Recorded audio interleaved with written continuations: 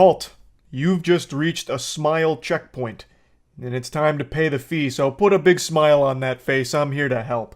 I've got some amazing news that's gonna tug on your heartstrings and make you go, "Aw." A YouTube scammer was just sentenced to over 5 years in jail for a massive fraudulent operation they've been running for the last half a decade. And boy howdy I tell ya, it's always a great feeling watching a scammer get their comeuppance. A nice knuckle sandwich from the law. And honestly, he's getting off easy here. His name is MoistCr1tikal. And he is like the Cobra Commander of scammers. This guy is going to go down in history as one of the largest fraudsters in not only YouTube history, but music history as well. Over the course of the last 5 years, Jose has claimed 50,000 songs, meaning that he then took the rights from these songs and all of the money that those songs would generate online went into his bank account.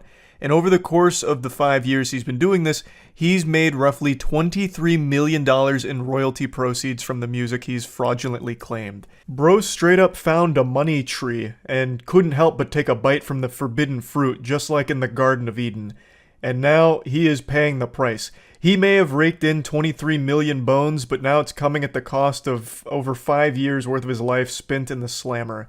And I really do think he's getting off easy here because this is an absolutely abhorrent case of fraud. But the wildest part is this is actually a very prevalent and out of control epidemic on YouTube itself. This scam is not something Jose came up with. This is very common right now and used by a lot of other shady scumbags.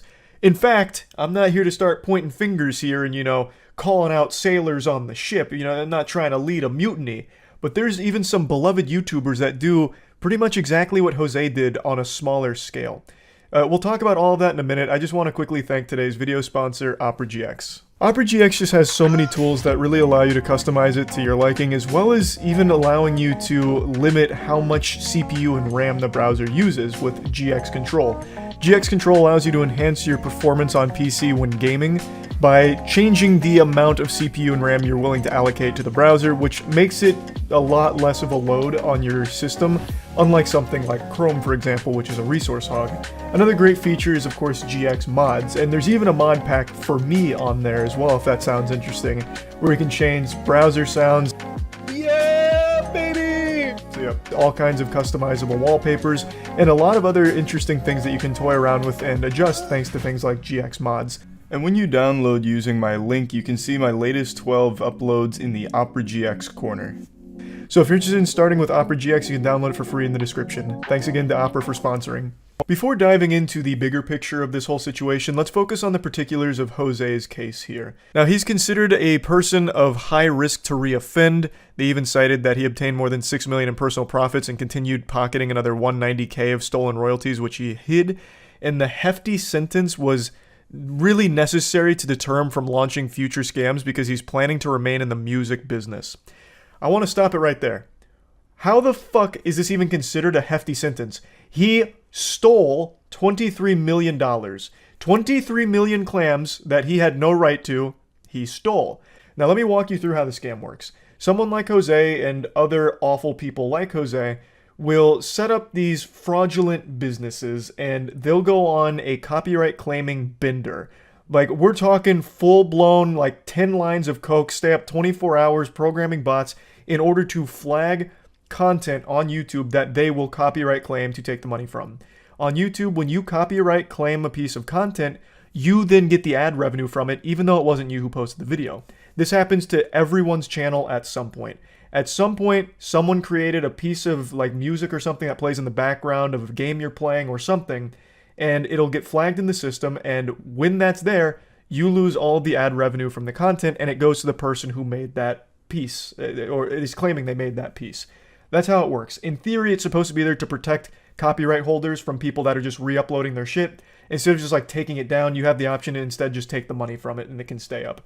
But there's a lot of people that exploit this process, like Jose, where you don't have the rights to 50,000 songs here, but you're still claiming it because YouTube's system is fucking archaic. And there's not a whole lot of safeguards in place. A great example to highlight how unacceptably dog shit the current system is on YouTube, a community member of Destiny 2, just a person, just a, red-blooded, God-fearing human being, a normal person, noticed that this is a complete oversight from the system. And in the Destiny 2 community, he got really fed up with the way Bungie was doing something. They got very upset. I don't want to go into all the details here, so I'm not going to get like too deep into the weeds. But basically, they were disgruntled, and in order to get back at not only the community, but Bungie themselves, they started copyright claiming a ton of content in the Destiny community. And they were claiming it as if it was Bungie doing it. So Bungie got a lot of flack, a lot of shit for it, and then eventually they got so bold and brazen that they copyright claimed Bungie themselves. Bungie's own content that they were posting on YouTube, their Destiny 2 content, this guy started taking the rights of. So it's very exploitable and has been exploited many times. And it's illegal, highly illegal. That guy's facing some serious life-changing repercussions from all of that. And now Jose is as well. But the point is, it is exploited often. It happened a lot and blew up in a big way a couple months back on TikTok, where people started to notice that there's these Spotify accounts set up that just play like random common sound effects like Roblox oof, or like that gong sound effect when something happens, like when you, I don't know, drink milk too fast on TikTok and it's like gong, I'm gonna shit my pants, like those sound effects. Someone had made Spotify accounts and were actually claiming those sound effects so that way they could take the ad revenue from YouTube videos that use them. It's someone that obviously didn't work on any of the sound effects or anything, but they noticed that they could claim the individual sound effects and then take the ad revenue. So the point is, this is a very common scam and it's a fucking problem. And Jose did this for half a decade, claimed over 50,000 songs that were not his, stealing money directly from those artists in order to profit himself, and he's only getting a little over 5 years in jail? I think that is a far cry from a hefty sentence. And the only reason that it's even that high is because they think he's at a high risk for reoffending, which he is, made over $20 million. You think this guy's not going to come right back into, hop onto the saddle again for another 20 million doubloons? Of course he will. So 5 years is comical. This should have been like an absolute statement. They should have made an example out of Jose here with a super serious sentence, because they got to put the kibosh on this shit. It's already out of control, and it's only going to get worse as people realize just how profitable it is to make these fraudulent copyright claims. So I totally disagree that this is hefty. This is light sentencing for this guy. And it's not just him. In fact, there is another one of his associates that is facing sentencing soon, but I imagine it's going to be roughly the same charges and the same time in jail. So it looks like there's going to be a restitution hearing soon, and right now the amount is set at $1.4 million to the victims of this scam, but they're trying to connect with more victims, but it's a little difficult because a lot of them are outside the US. A little insight into how this scam works was highlighted here in the Ars Technica article. It said that Batista, which was Jose's, teammate here, they duo queued to start this scam. They began in 2017, and they started the label known as Media Move. And the goal was to seize unearned royalties by claiming ownership of songs on YouTube that they noticed weren't actively monetized, meaning they didn't have any ads running on it, which is something you can see even as just a viewer. If you go on like a video or a song and there's no pre-roll ad, there's no banner ad or display ad somewhere, you can comfortably say that no one's making money from it. So what they would do is they would target content like that and claim it, which they didn't have the rights to. It's not theirs to do that. But that was their whole business model, hunting this content down and putting it under their umbrella. Eventually, they even partnered with a management group called AdRev in order to give it like more credibility. So it wasn't just immediately red flagged as a huge fucking scam. Like 50,000 songs, that's a lot to be claiming ownership of. But no, it looks like they're partnering with AdRev. This must be legit. So it was kind of deeper than a lot of the other scammers that go this route on YouTube, which is probably why they were so successful and made so much money. This is a great section here, just laying out the timeline. This wasn't exactly like a jump scare to the community. A lot of people had been tipped off about this and fighting against Media Move for quite a while, because obviously the people who made the content that was getting claimed knows that it's a bunch of baloney. Like it's straight up fish paste. They made it, and it's getting claimed by a company they've never fucking heard of before. So they did fight against Media Move for years, but it kept getting pushed aside, it seemed. But in 2019, the IRS launched an investigation after they became a little suspicious with the amount of bank accounts Media Move had that were sometimes registered under fake names. And I really like this section here, so I'm just going to read it. Everyone knows how the scam works, and it's unclear if much has been done to stop future YouTube scammers from using the same playbook and targeting more artists. Artists attempted to bring a class action lawsuit against YouTube to gain access to systems to monitor their royalties and stop royalty theft, but that case was dismissed earlier this month before going to trial. I'll answer that question. Nothing has been done to prevent this from happening again in the future, and it is still continuing to happen right now. I briefly mentioned at the beginning of the video that some YouTubers actually use this same fucking method. Unfortunately, it's become a bit of a nuclear weapon that sometimes these creators will use to either silence criticism or just out of pure greed. An amazing example that we just covered a month ago is Alex Edson of Business Casual when he tried to take down a channel he felt was competition to his. He issued fraudulent copyright strikes. So he went above a copyright claim. He wasn't just taking the ad revenue. He was straight up taking the entire channel down because he believed that that channel used an image that was somewhat similar to an image he used in his video. This just highlights just how broken the system is. So if he wanted to, he could continue to do that and copyright claim other channels and keep making that same argument about like, oh no, that's my image and you stole it from me. And he'd get away with it because the system doesn't have anything in place to stop that. Now, Alex Edson at Business Casual was unsuccessful in his nefarious evil plot. Thank God. But he's still an absolute unforgivable piece of shit for what he's done, and there's a lot of other content creators that engage in similar behavior, maybe not always motivated out of like, you know, getting rid of competition. I need to make sure there's no one left in the world except my channel, so I'm gonna take them all down. But a lot of them are just motivated by greed, where they'll start copyright claiming people's content who like maybe make a meme out of something they did, or even criticize something they did. That's happened a lot over the history of YouTube, so it is unfortunately a system that needs a drastic overhaul, and it's not getting that tender love and care that it needs to be in a good state. So squeaky wheel needs the grease. The squeaky wheel really needs the grease. Otherwise, Jose and Batista here that got 23 million from fraudulently claiming just completely innocent artist music will continue to pop up over the course of the next few years and will only continue to snowball. So yeah, I wanted to talk about this. I think it's great that they did get caught and are being punished. I just wish the punishment was more severe because I just don't think the punishment fits the crime here. They likely won't even serve their full time in jail, and they got away with so much money for quite a long period of time. So I think the sentencing needed to be harsher, and hopefully as more people are caught doing this, the sentencing will continue to increase. So that way it can finally deter people from trying it more in the future. But anyway, that's about it. See ya. Have any of you heard of this?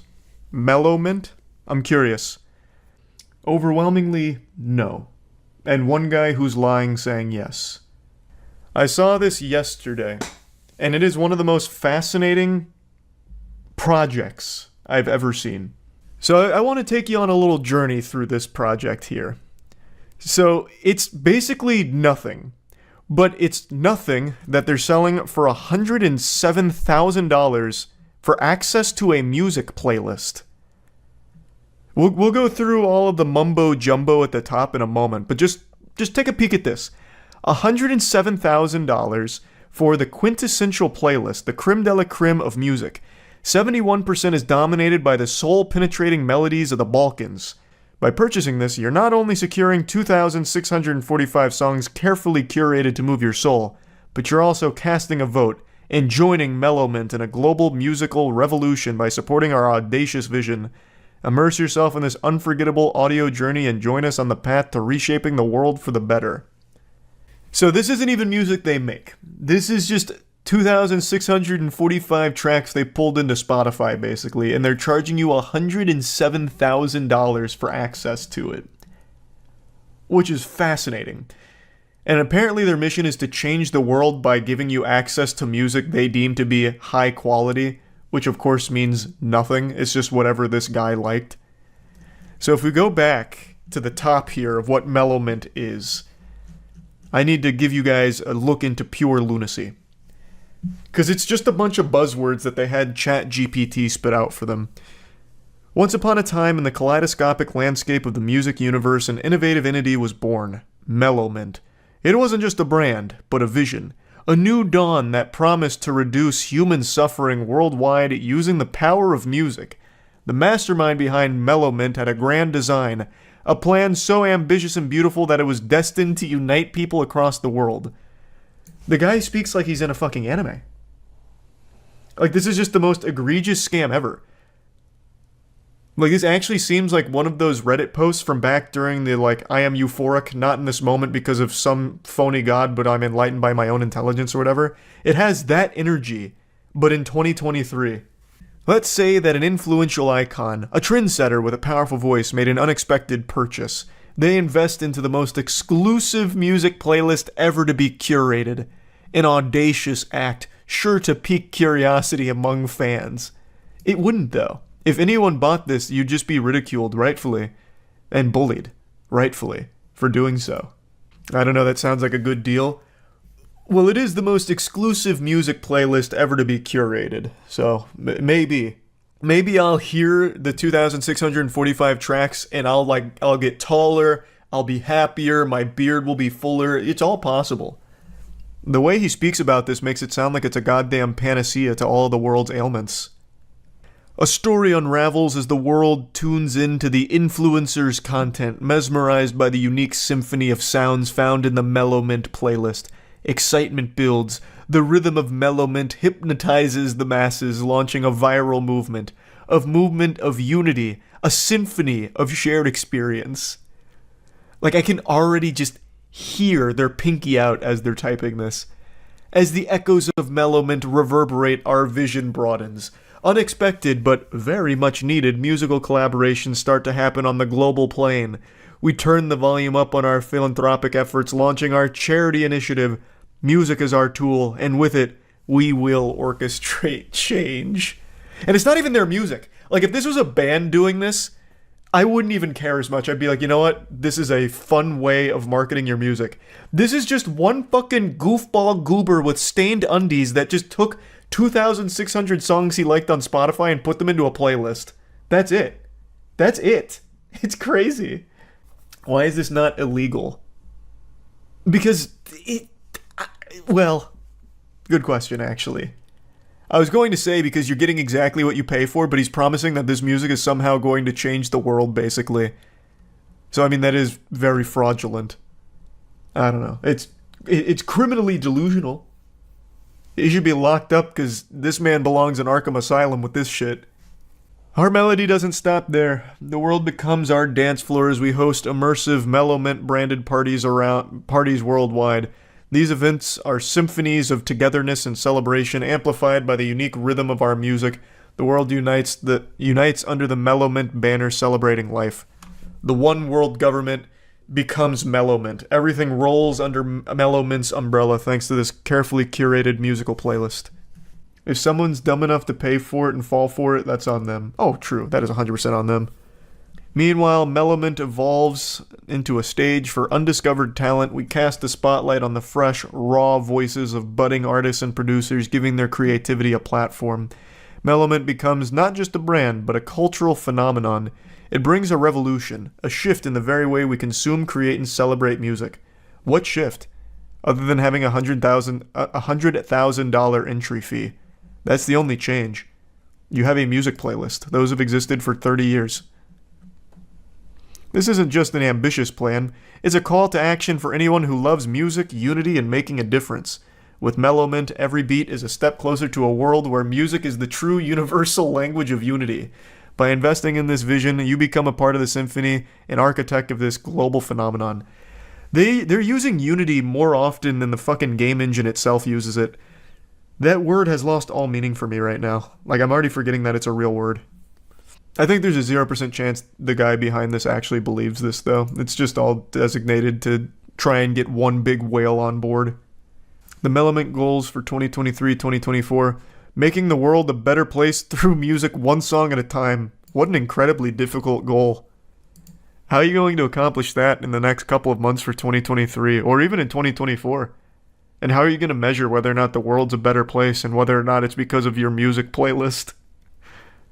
Charity fundraiser launch, never happening. This just goes right into his little piggy bank.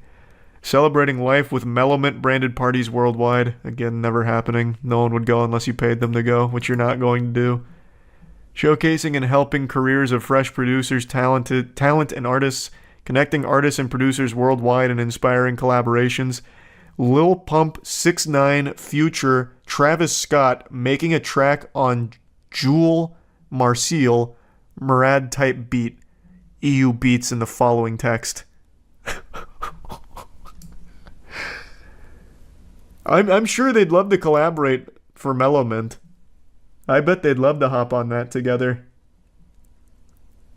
Lil Pump, 6ix9ine, Future, Travis Scott, vibing to Balkan music. They love Balkan music here. That was one of their big selling points for the $100,000 package.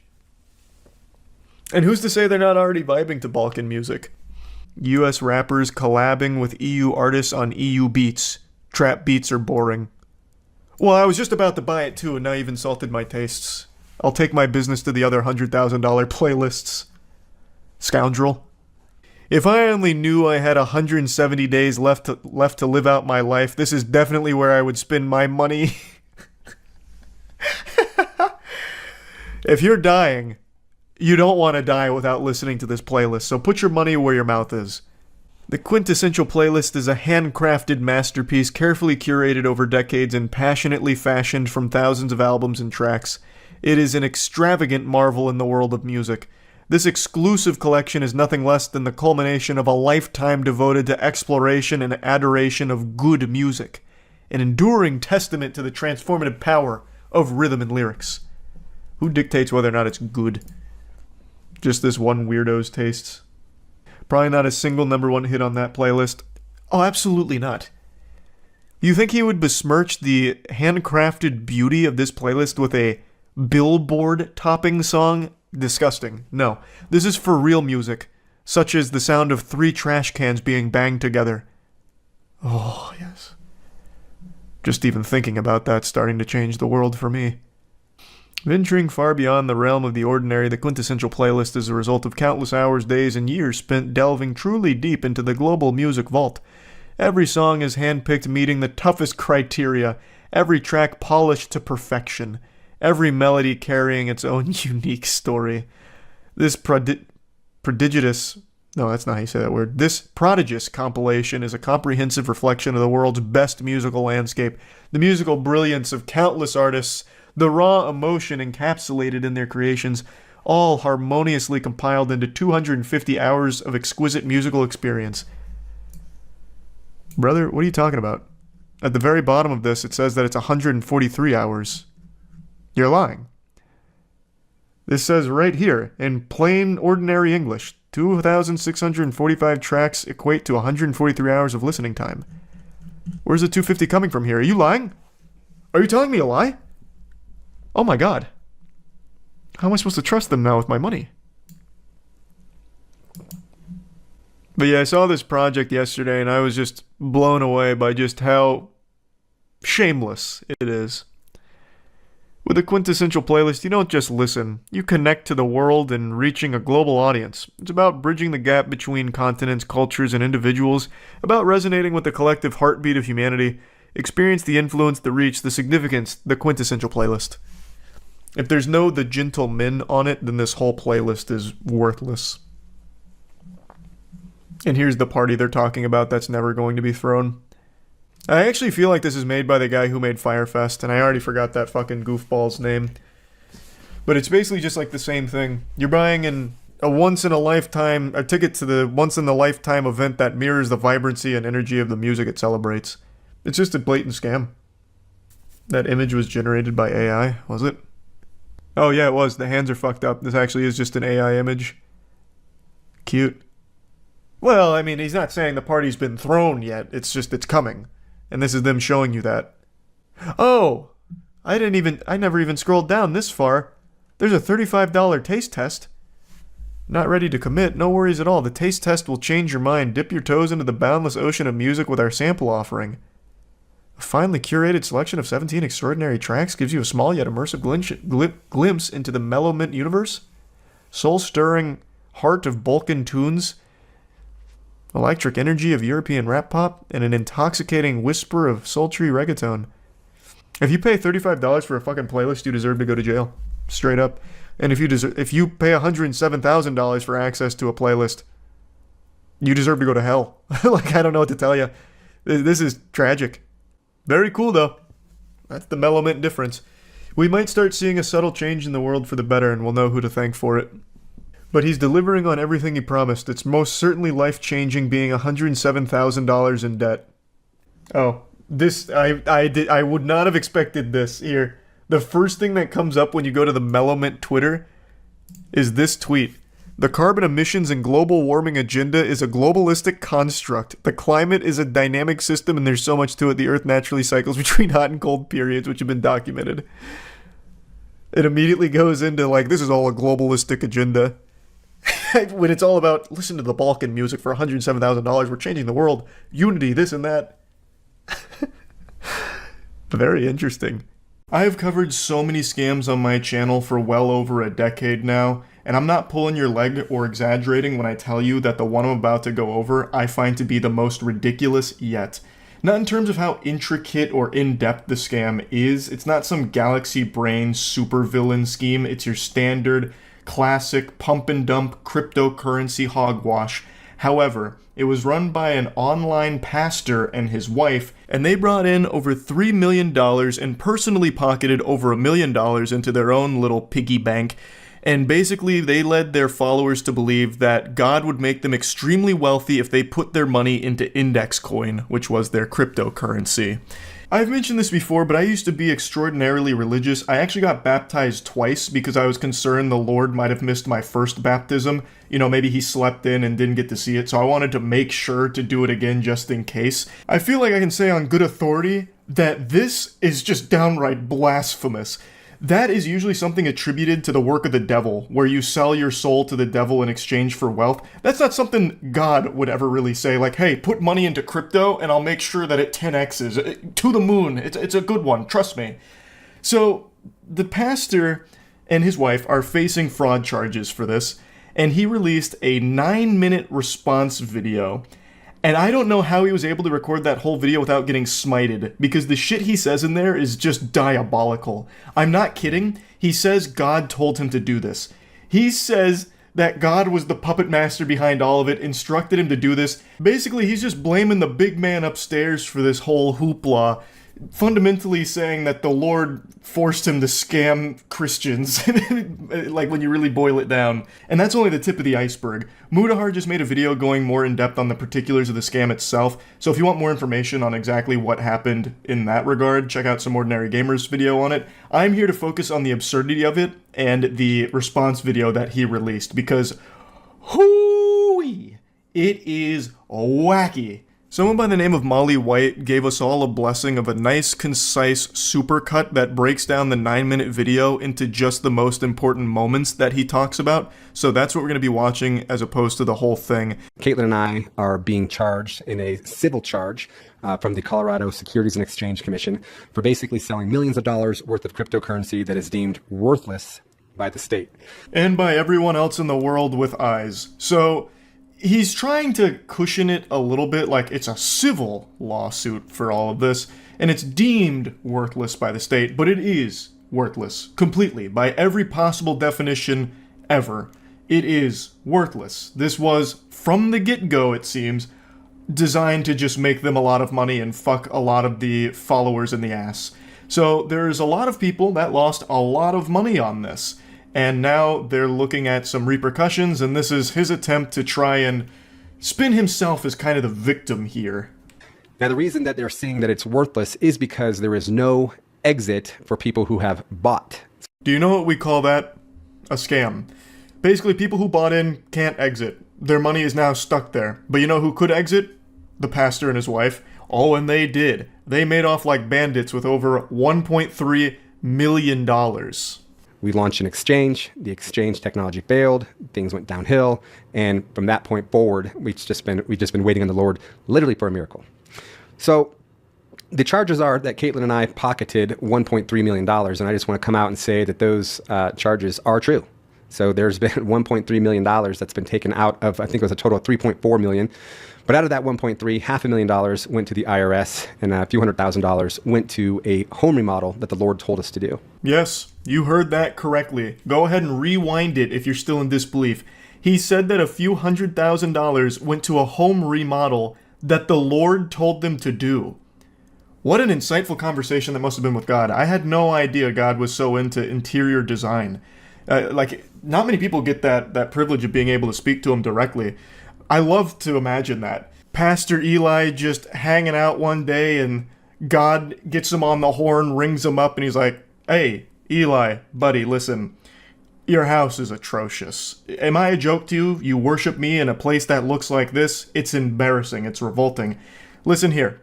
Allocate a few $100,000, upgrade this bitch ASAP, so that way you can start worshiping in style, because this is not what Christianity is about. You're living in a goddamn crack shack, and we've got to fix that ASAP, okay?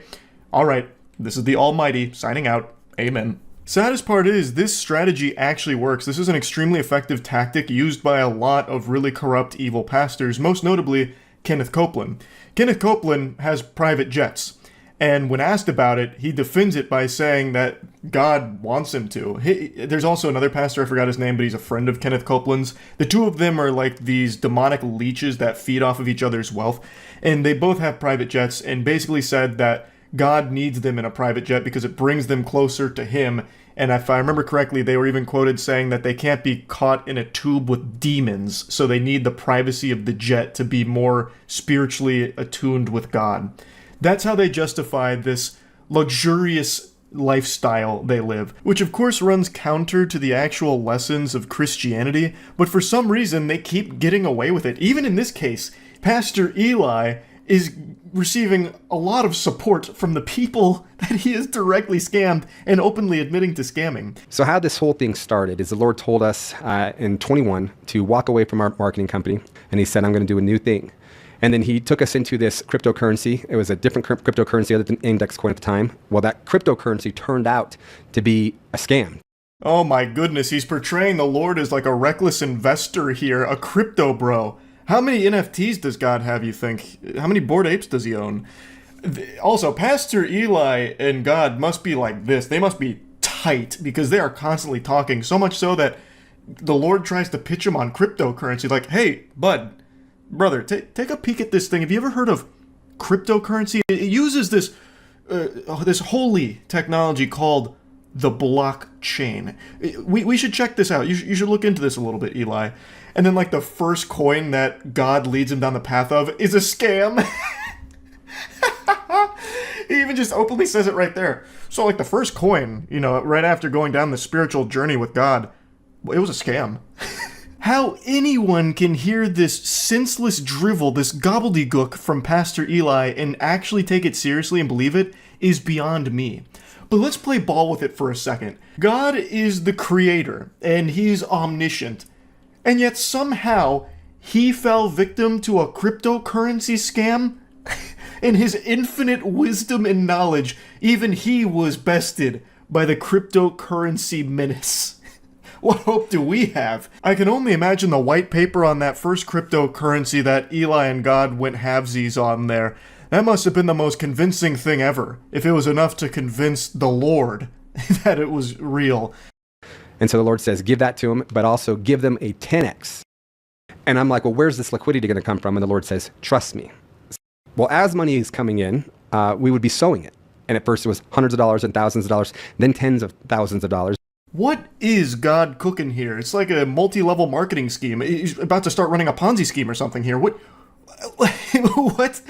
He actually hit Pastor Eli with the trust me bro there on where the liquidity comes from? Interesting. Maybe Pastor Eli is innocent after all. It's so... Obviously dropping the sarcasm here for a second.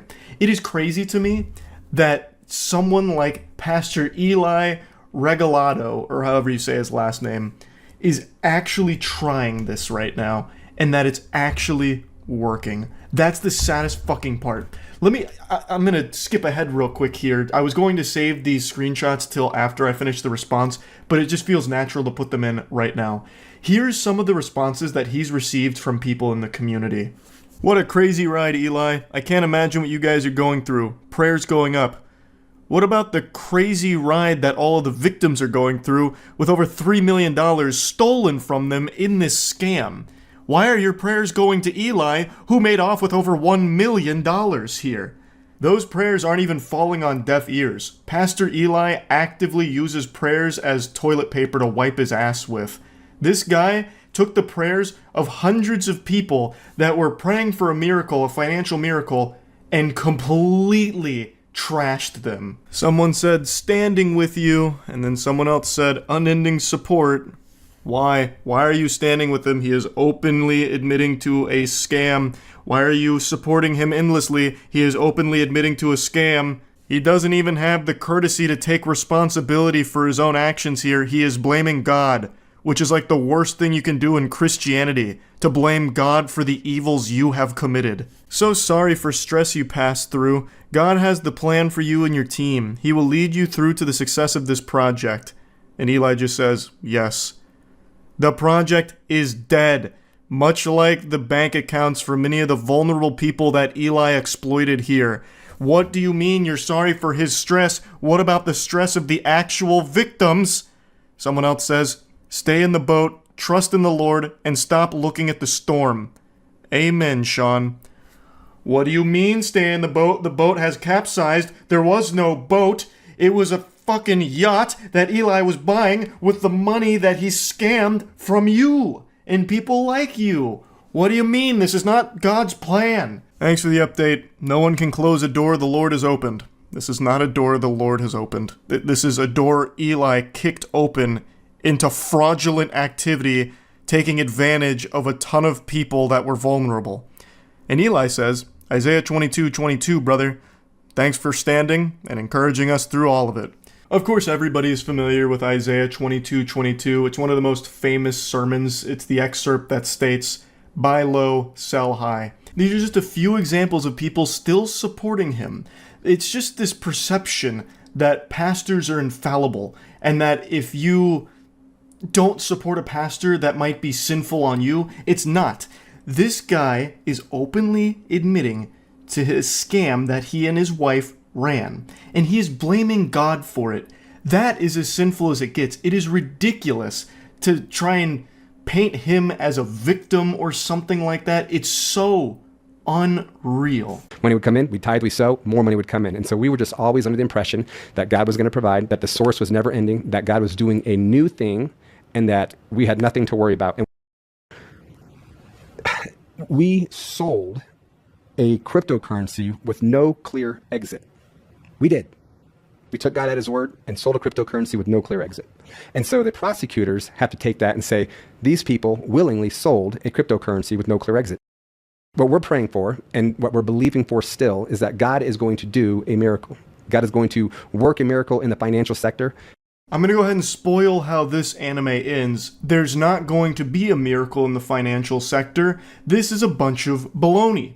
He and his wife are scammers, and they have used Christianity and God's name in vain here in order to pocket an outrageous amount of wealth for themselves. I feel bad for the victims here because I have no doubt that they're on the older side of things, at least judging by some of the comments I've read, so probably had no clue what cryptocurrency was and just trusted the pastor at his word that God was helping and steering this in the right direction. It would help improve their financial security. I imagine a lot of them were probably desperate, especially given the current climate of things right now. There's a lot of people struggling. So hearing something like this from someone you trust, a pastor, who's saying like, put money in here and the Lord will provide and help you out when you need it most. A lot of people would likely buy into that, and they clearly did, and now they're fucking ruined for it. And meanwhile, this guy and his wife have made over $1 million from it and are still trying to spin this as though they're not evil when they are. This is a terrible, horrible thing to do, made even worse by the fact that he won't just own up to it and instead continues to blame God for it, and then still tries to sew in that like little bit of hope that, hey, maybe there'll be a miracle because God's on our side and helping us out. When that's not going to be the case, this was from the very get-go, it appears, a scam. So yeah, a pretty ridiculous situation here that I just had to talk about a little bit. It is foul. That's about it. So yeah. Yesterday there was an event so bad that it's being called the Fire Festival of Kids Events. It was a Willy Wonka experience that charged guests $40 and used AI-generated images to drum up hype to get people in the doors. And when people actually showed up, it was legitimately like that scene out of SpongeBob with Krabby Land. It was a disheveled mess.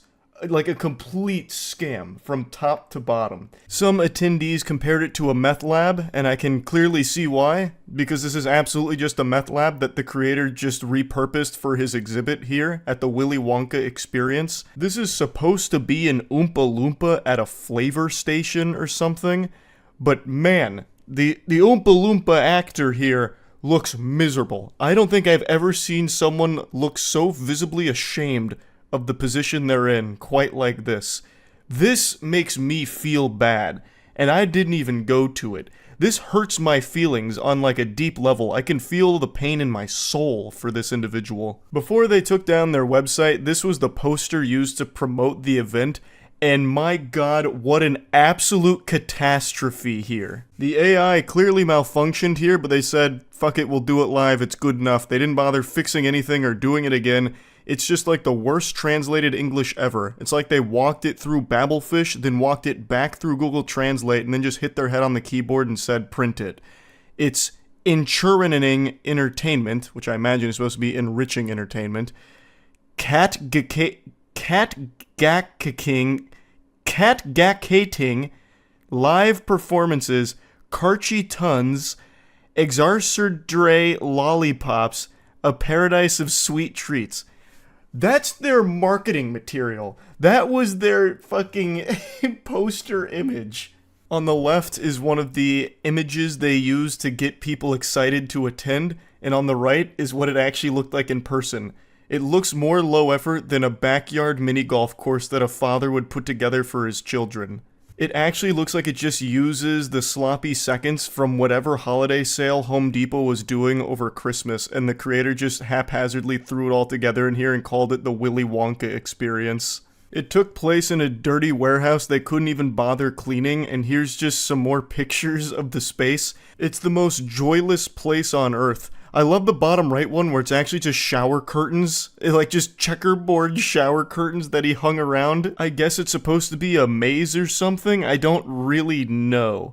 This doesn't really scream chocolate factory. It screams Nike factory sweatshop, really. But I will say I do appreciate that they created their own original villain. This is the Unknown. What is that?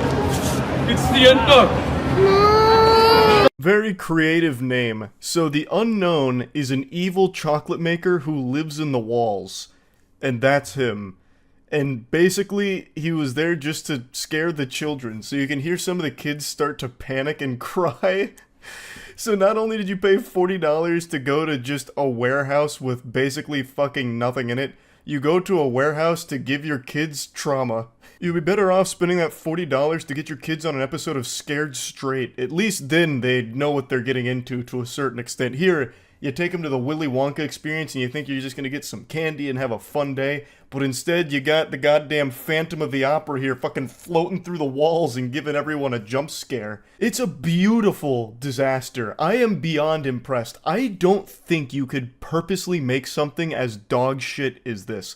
This is like the moonfall of events, where everything is wrong in the most impressive way. It's a masterpiece. And speaking of masterpiece, Godslap issue 5 is here, baby. This is the standard cover, and these are the 2 limited edition covers for Godslap. Issue 5 is out now. You can get it at badegg.co. I'll put a link to it in the description of this video. Issue 5 is the conclusion to our introduction arc for the Godslap world, so there's never been a better time to get into it than right now. The Godslap universe is the best in the comic book business, baby. I'll tell you that right now. We also have a bundle, so you can get issues 1 through 5 and get caught up in everything Godslap related right now.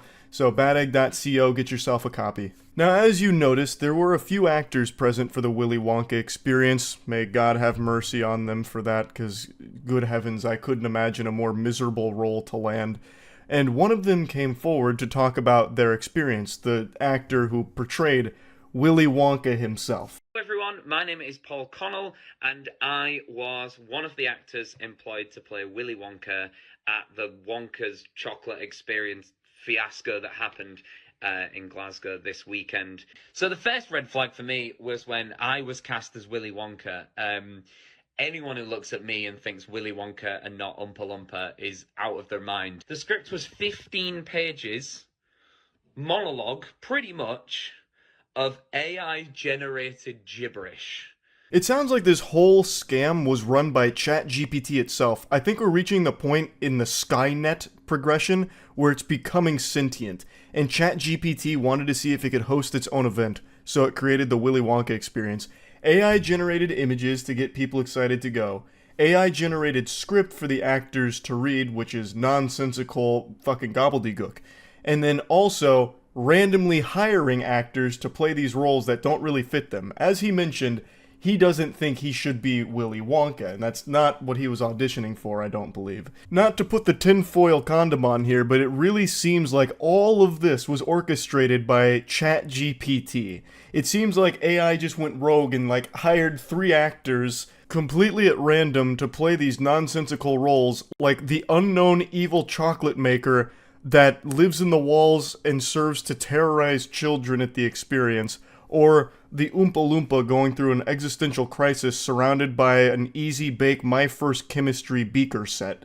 It's all so weird that I can't actually wrap my head around someone that would actually put this together. There's also no rhyme or reason to the decorations of the Willy Wonka experience. It really feels like someone just went into a Sims house and started randomly dropping pieces of furniture and shit just all over the place with no real explanation for it. If you weren't told this was the Willy Wonka experience, you would have thought you just wandered into a killer clown's warehouse where he murders children. It just doesn't have anything to do with a chocolate factory or even a candy factory in general. And it actually gets worse. We were told on the experience to hand out a jelly bean, one jelly bean per child, and a quarter of a cup of Tesco's own brand lemonade.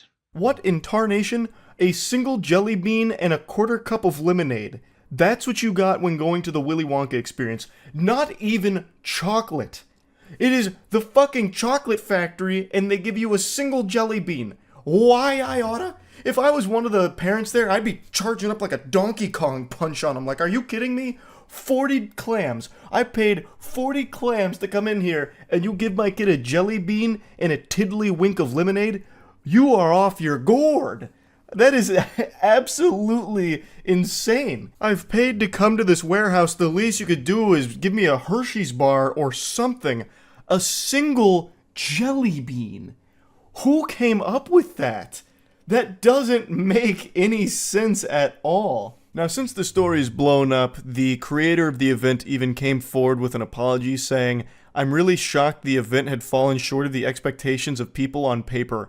My vision of the artistic rendition of a well-known book didn't come to fruition. For that, I am absolutely, truly, and utterly sorry." There's no doubt in my mind he's getting high on his own supply here, huffing the fumes from the Oompa Loompas' dirty meth lab. What do you mean you are shocked? How could you possibly be shocked? You AI-generated fantasy images of a fucking chocolate factory experience that doesn't exist and would never exist. You put together basically the world's laziest lawn decorations for a Christmas party and called it the Willy Wonka experience. Every single human being would be disappointed going to that, even if it was free. But you had the gall to charge $40 for it. You actually get more value and a better experience out of trick-or-treating on Halloween and going through a cool house sidewalk and getting candy from their bucket than you would paying $40 going to this experience. Because at least in Halloween trick-or-treating, you get a full candy bar. Here you get a jelly bean and a shot of lemonade. This is baffling. I would love to hear more from the creator here, just to pick their brain. Police were summoned to the scene as outraged ticket buyers lobbied for refunds. I imagine all of the guests felt scammed by the misleading marketing material and then going to this downright diabolical, creepy location.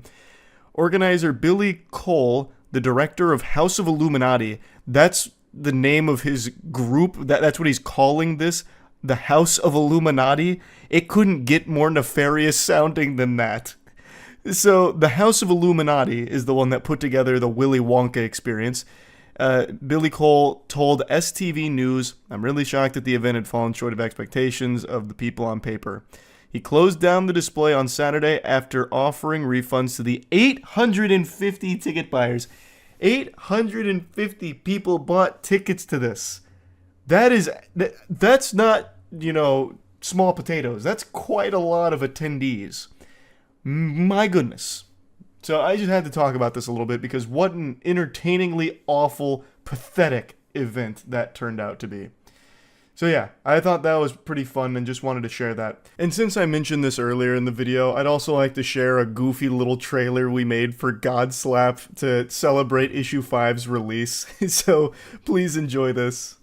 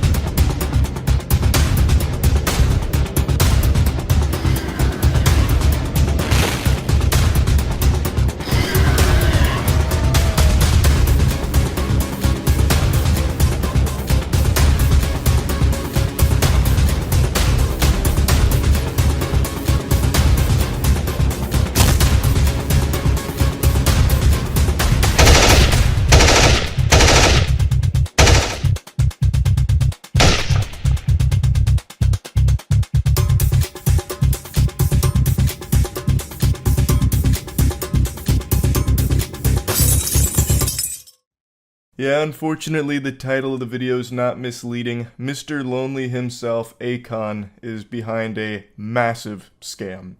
If any of you watching grew up in the 90s or early 2000s, I'm sure that name rings a lot of bells because Akon is an artist who was responsible for some absolutely iconic boner jams back in the day.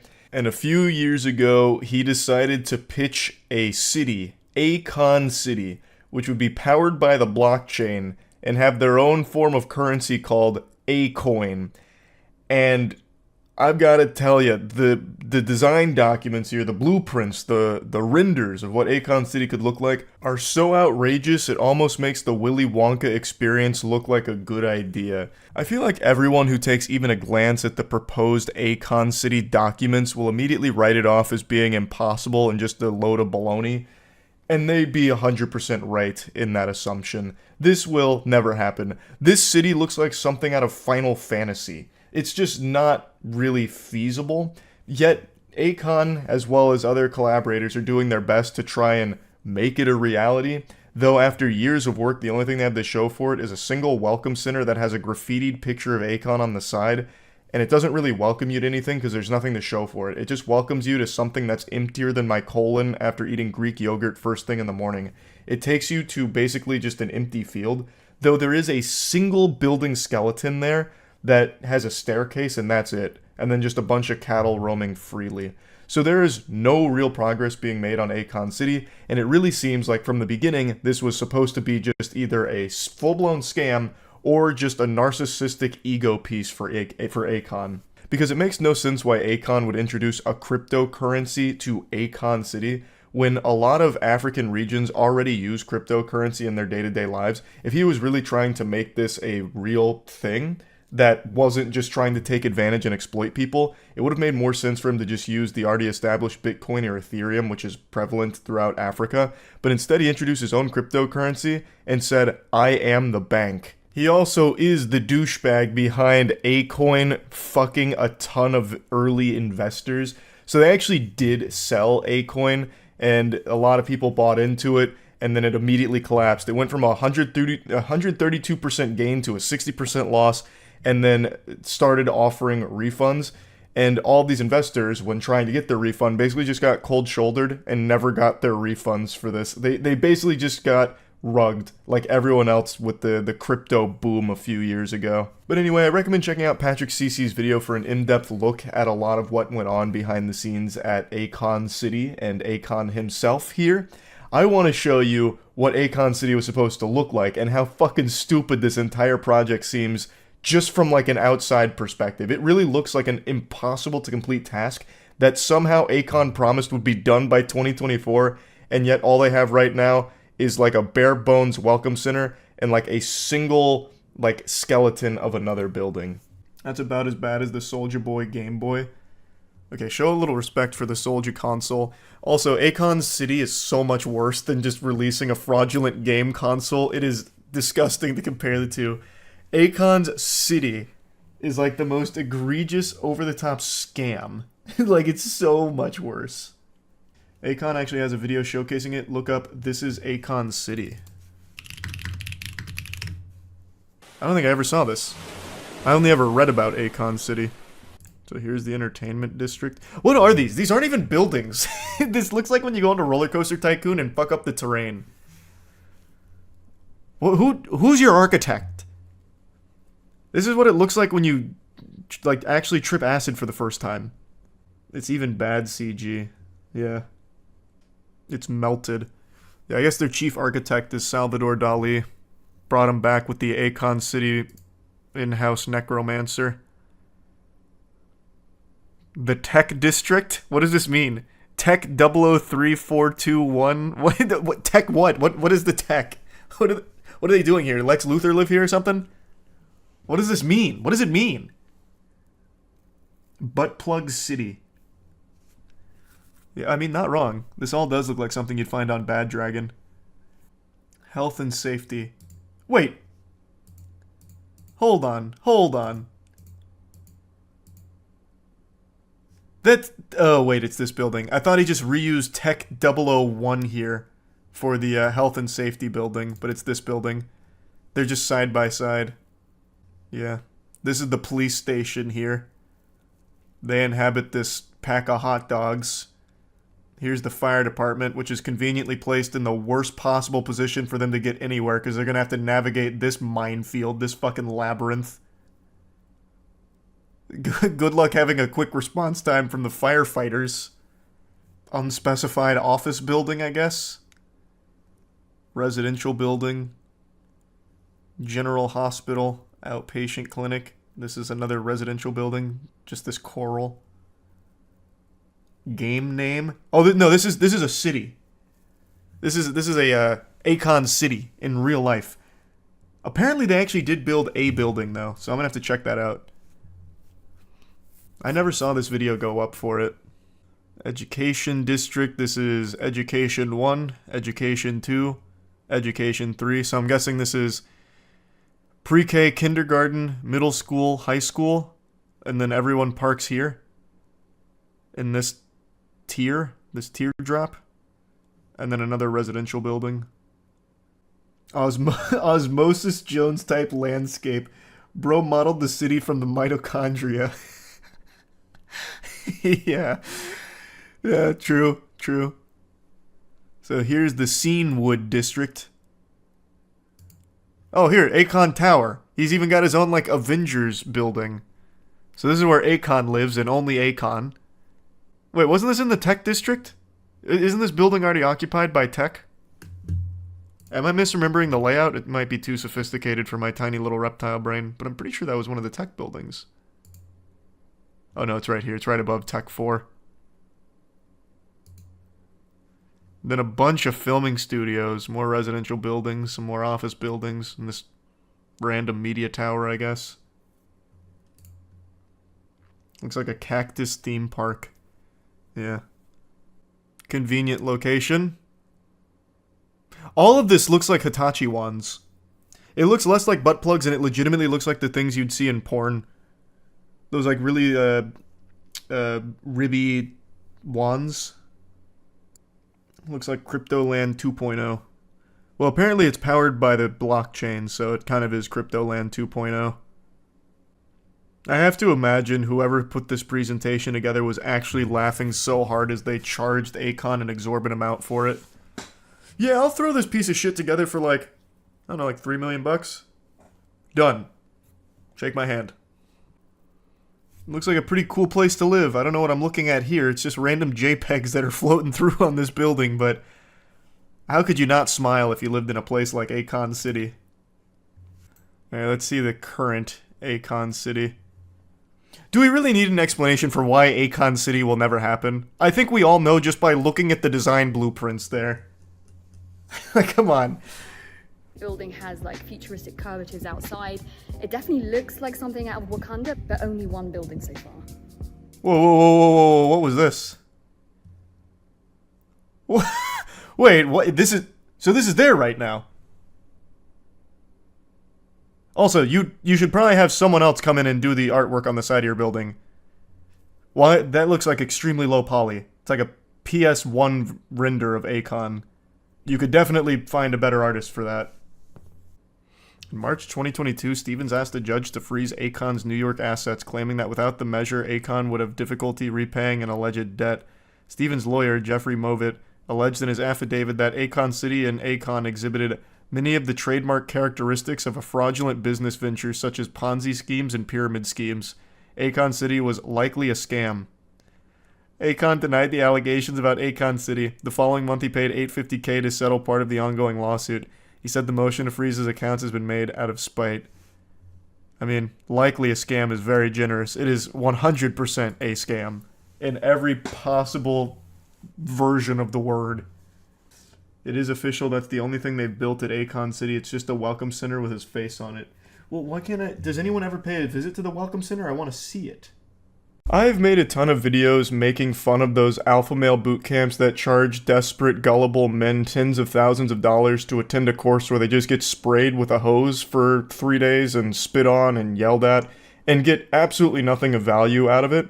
And today I was made aware that there's a similar course for women. It's not exactly the same, but it's somewhat adjacent. It's not an alpha female course per se. You pay $2,000 to $4,000 to swing a stick in a forest while screaming.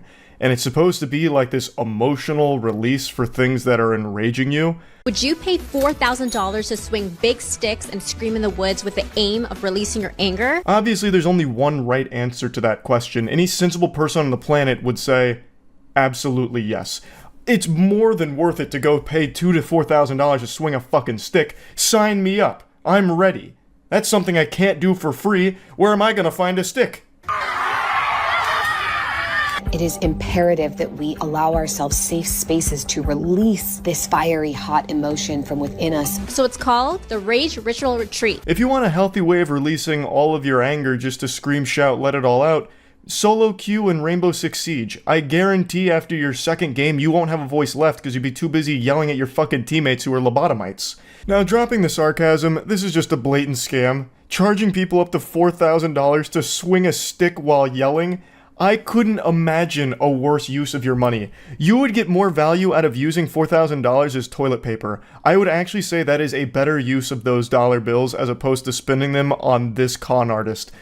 Like, there's not even an overhead cost here. It's like genius from the scammer's perspective. All you do is just go into a forest and give them sticks and tell them to yell. One of their big selling points, at least from what I can tell, is that this is a safe space to do it in, a controlled environment where there's going to be no judgment and no one's going to hear you.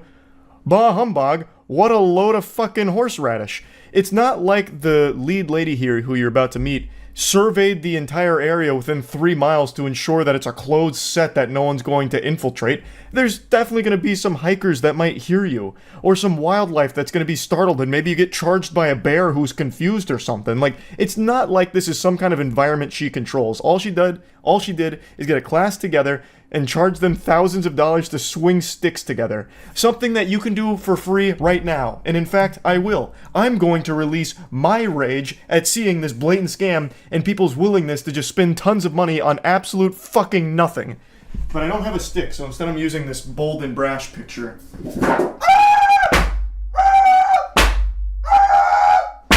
And the founder's name is Mia, and she describes herself as a spiritual fairy godmother and is known online as Mia Magic. You're gonna need big sticks. Right now I feel angry, right now I feel frustrated. Everything, whatever you're feeling, let it out, express yourself. Basically paying thousands of dollars for a guided anti-meditation class.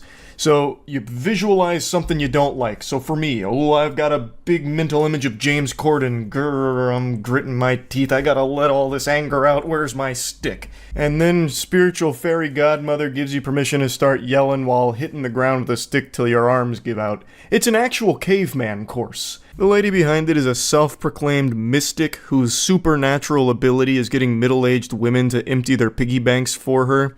And her rage ritual she describes as, When people do this and give themselves permission to release their anger, their capacity for joy actually expands, which is a bunch of fucking mumbo jumbo. Like, this gobbledygook is something you see in every angle of these scams.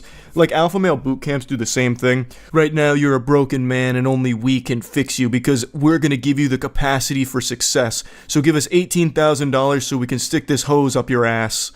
They're able to feel more happiness and pleasure, and they go home to their families with more gratitude and ease and peace. That's like the same goofy logic in the Purge movies. Alright, we're gonna make murder legal for one day so that way you can get it all out of your system and you won't want to murder anyone else for the entire 364 other days. This is like that same thought process. Alright, we're gonna go to the rage retreat for a little while and you can scream a lot while swinging a stick, so when you go home you're gonna be so much more peaceful and you won't have any rage left and you won't get angry again. As I've said in some of the alpha male courses where they have you scream into the instructor's bosom, literally just motorboating a dude's chest while screaming, I have said that it is definitely relieving to yell. Just have this big emotional dump. Ah! It feels great sometimes just to let it all out. I get it. And you know what the beauty of that is? It's free. You shouldn't be paying thousands of fucking dollars to do that. You can do it now. And I guess I should mention that she does have another more financially viable option where it's a one-day ticket at $222 per person. Now, just to put that in perspective, for 222 clams, you can just go to a fucking smash room right now, get yourself a sledgehammer or a baseball bat or your medieval weapon of choice, and just start breaking shit while yelling and screaming. That is like a full body release. It's very emotional if you want it to be, I guess. It's significantly cheaper, you're not getting scammed, and you get to have fun with it. Why not just do a smash room? Like, this has no advantages at all except you go into a forest for it, which doesn't do anything. And it's not even like she's trying to sell it as that, like, oh, it improves your connection to nature through like this, chakra realignment with the Earth's magnetic crust. Like, she's not even trying any of those weird angles that we see a lot. She is literally just saying, hey, come swing a stick and yell. Well, then let me cosplay as your financial advisor real quick. Save yourself the doubloons and go to a smash room right now if you think this is something that's going to help you feel better and like let off some steam. Go to a smash room, save yourselves a lot of money, and bust up a car, destroy a toaster, fucking, I don't know, blast an old kitchen sink, whatever they have there, and start yelling and screaming, get real primal and guttural with it. Like, there is no reason anyone should be paying thousands of dollars or even the couple hundred dollars to do this rage retreat. It's just a scam. Now, participants are encouraged to scream, to think of people and experiences that have wronged them, and swing big sticks for up to 20 minutes or until they can no longer move their arms as a way to release their emotions. This is a place where we get to go full out without any feeling of restriction. Hey, it's me, Charles, again, your spiritual Gary Godfather, your spiritual fairy godfather here. Just go to a smash room instead. You don't have to pay me for this advice here. Wish granted. You want to blow off some steam and scream and swing a stick? Go to a smash room. It's not nearly as much money as this. Okay, fairy godfather out. Poof. Who has made me angry? Who has hurt me? Who has broken me? Who has cut me down? Now, the rage rituals go down in the forest so that they don't have to worry about bothering people nearby. And if you're thinking of joining a rage ritual, the packages range from $2,000 to $4,000. And you know people online are sharing their thoughts on this creative therapeutic outlet. One user said, where is this? Asking for a friend. This has nothing to do with the rage ritual anymore, but the video that I was linked here, I just find it very interesting, the comments they pick out. So that one right there, that has no updates at all. That seems like a comment production might have left there just to seed something in here that's positive. Somehow they only found positive comments when I know people would be clowning on this. 100%. I know for a fact they are because I looked at other uploads and most of the comments are laughing at it. Yet somehow they found the only 3 positive comments buried deep within there. I just thought that was kind of interesting to point out. And this user said, I want in, while this user said, I wish women would just take their rage out on the people that are enraging them. These rituals are like a bandage for a bleeding wound. Now, Mia Magic said the next retreat will be in August and the location will be in France. So BG Squad, how do you feel about this rage ritual? And are you thinking of going to one too? Share your thoughts in the comments. I hope you don't mind if I share my thoughts in this video. I will not be attending. And I encourage everybody else to do the same. Please stop paying thousands of dollars for things you can do yourself for free. You are getting absolutely nothing of value out of this, except I guess if you wanted to go to France. I mean, I guess if you want to take a vacation to France, but it seems like all you do there is go to France and swing a stick in the forests. Basically what you're doing is you're paying for this lady's vacation spots. That's more what it seems like to me. She's like, oh yeah, this one's gonna be in France because you're able to scream louder there, and like the forests are super isolated and serene. So yeah, this next one's gonna be in France. It's $4,000, by the way. Like, it seems like all you're doing is financing her traveling. Like, that's what the impression I get. There's no reason that it needs to go overseas. You can do this in any fucking forest ever. It's just so obviously a scam, taking advantage of gullible people. It's so fucking ridiculous, but that's just kind of the day and age. People are more than willing to just part with tons and tons of money for absolutely no reason at all. But yeah, I want to talk about this a little bit. That's it. See ya. Boogie2988 is not only the most manipulative YouTuber this platform's ever seen, but he's also among the stupidest as well. And this is actually one of his go-to bread and butter defense strategies anytime he finds himself in hot water. He'll always play the card of, oh, I'm not an evil person, I'm just a bumbling moron. I got zapped by an idiot beam. Timmy Turner made a wish that I'd be an imbecile and, well, that's out of my control now. I'm not a bad person. I'm just stupid, and you can't be mad at me for that. He uses this signature anime finishing move more often than Goku uses a Kamehameha to finish off an opponent. He is stupid, don't get me wrong, but he is also a bad person. Both of these things are true. And he's using this defense right now with his latest cryptocurrency scam. I wasn't even going to bother making a video talking about this because talking about any of Boogie2988's L's is like talking about taking the trash out. Who gives a fuck? It's garbage, so who cares? Everyone knows it's trash, so why even bother talking about it? Well, in this case, it's especially heinous because he actually did an interview with CoffeeZilla on CoffeeZilla's second channel, Voidzilla, where he was covering Boogie's new crypto scam. And he basically admits to it being a pump and dump, but his defense is that he was too stupid to recognize that. Like, he's too dumb to have known that this was going to be a scam that would hurt his almost non-existent audience. He has a very small pocket of people that still support him left, and he is using them like a fleshlight for a couple of fucking doubloons to pop out the other end as he puts his cock in it. It's disgusting. The Boogie298 fan club has less members than the goddamn Balan Wonderworld Enthusiast Society. Like, there's not many of them left, and now Boogie's running a cryptocurrency scam directly at them, yet denying that he's trying to scam his fans, saying that it's obviously just a joke for his fans to point and laugh at. This is mainly meant to target millionaire crypto bros who can kind of just get fucked. It's also worth mentioning that he was paid $10,000 to promote this fatty token meme coin by a very shady group. But I'm sure that's not important. I'm sure that 10,000 doubloons is all just part of the joke. It's all in good humor at the end of the day. I'm sure that had nothing to do with Boogie's involvement here. Now, I do believe that a lot of people that did put money into this were just hoping that they could dump the bag on even bigger idiots that bought into it trusting Boogie, because there are still people that do have faith in Boogie as a creator and as just a genuine person.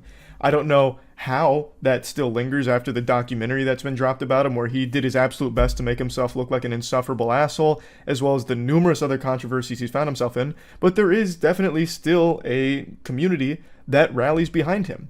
And I have no doubt a lot of people that put money into this were hoping that that community would also put money in so they could dump it onto them. And maybe they were able to, maybe they weren't, but right now it looks like everybody, except for those on the inside, have lost money.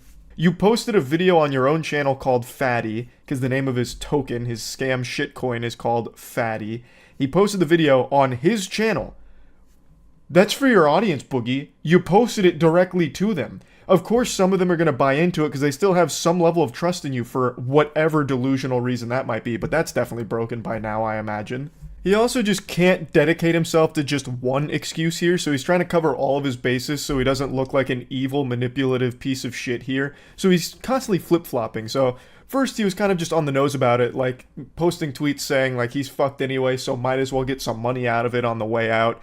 You know, hashtag fatty. stuff like that. And then he's like, well, no, this was actually just for the crypto bros, and I'm not going to lose sleep over them losing money. I was upfront about you putting money into this, and you're probably going to lose it. That's the joke. So I don't care if you bought in. And his most outrageous one is where he tries to spin this as an actual useful, not scam service, where it's like, oh, this is actually just a really cheap way for the community to buy into my presence. It's going to be a community hub for all of us to kind of just like hang out. So you're kind of paying just to be a part of the community.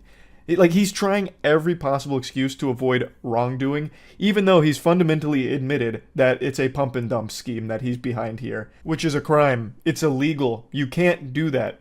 Maybe putting it into Magic the Gathering terms will help you understand it to wrap your fucking noodle around it. You're ignoring cards' mana costs, and in response, everyone hates you. You can't do that, Boogie. I watched a clip of a podcast Boogie's on once, and of course he always rants about how everyone's always out to get him. He's not a bad guy. Everyone else is evil for attacking him. He's not the bad guy. He's not the villain of the story. And my name got brought up. And he then went on to say that I want to see him dead. I'd rather see him buried 6 feet under than see him succeed, or something to that effect. Which is, of course, a load of horseradish, but it's a really interesting take, how Boogie perceives things. And I don't know if he truly believes this, or if it's just a classic Boogie drumming up sympathy kind of thing through lying.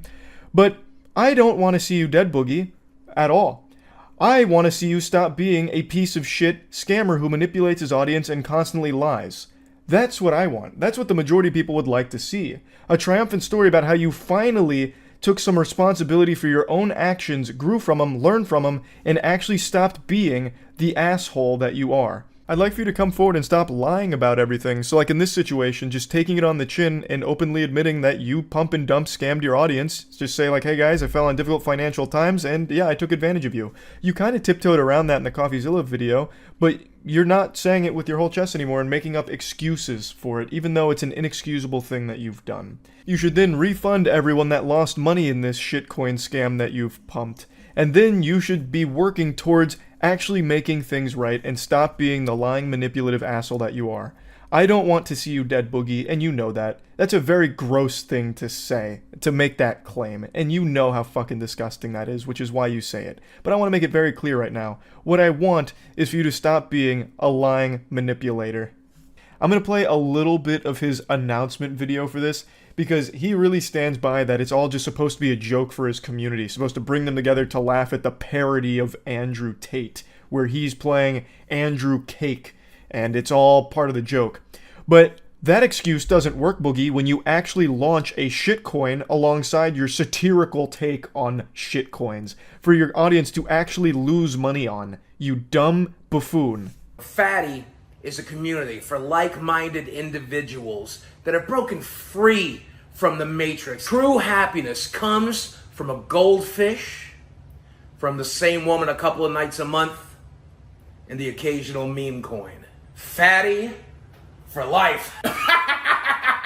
Fatty for life, yeah. Look at this graph. Looks like every other rug pull shitcoin that ever entered the market. But Fatty for life, yeah. Boogie's the champ. He's the king. Who cares how many of his audience lost money on this? He does his absolute best to deny that that's a possibility at all. I'll go ahead and go through his pinned tweet because he's been, of course, on Twitter, as he is known to do, having meltdowns, doing his best to justify indefensible actions that he takes.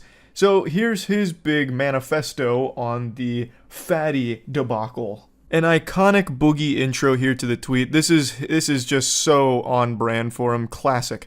In the last few days, I have learned a lot about the internet, myself, and crypto. For those that don't know the Boogie lore, he also lost almost all of his money in crypto well before this. So even knowing just how dangerous it is to buy into this kind of shit, he still promotes it to his audience, even though he himself is the victim of losing tons and tons of money in crypto dog shit. But yeah, it doesn't matter to him. Since it's not him losing money this time, why would he care? My intent by launching a meme coin was to make people laugh and happy. I also wanted to give millionaires who like meme coins a new toy to play with. It doesn't have use, Boogie. The only thing they can play with is watching the graph go down. The only thing they're playing with is your balls as you teabag them with this scam.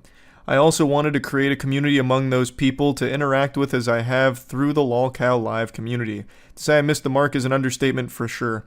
But some of the people that are angry for some weird reasons.